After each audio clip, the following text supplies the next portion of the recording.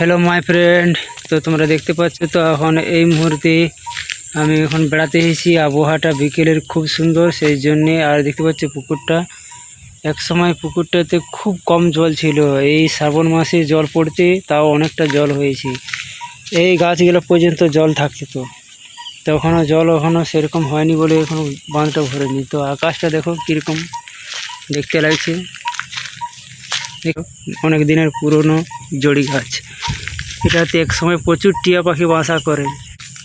আর এই তাল গাছ, এটা হচ্ছে 12 মাসা তাল গাছ, মানে একদিকে থেকে পড়বে আর একদিকে ধরবে, এইরকম টাইপের গাছ 12 মাসেই ধরে গাছগুলো। এই দেখতে পাচ্ছি দুটি গাছ, এই যে তাল। হ্যাঁ, তো যাই হোক, আর ওইদিকে আছে সবুজ মাঠ, একসময় ফাঁকা ছিল, এখন ধান লাগাতে। দেখতে পাচ্ছি কি সুন্দর লাগছে। আবার তোমাদেরকে দেখাবো, দাঁড়াও, তোমরা দেখতে থাকো। দেখছো জায়গাটা, দেখো কি সুন্দর এই ধান। যাই হোক, তো তোমাদেরকে দেখাচ্ছি, আর একটু জুম করে দেখাচ্ছি। এই দেখতে পাচ্ছি, দেখো জায়গাটা দেখো।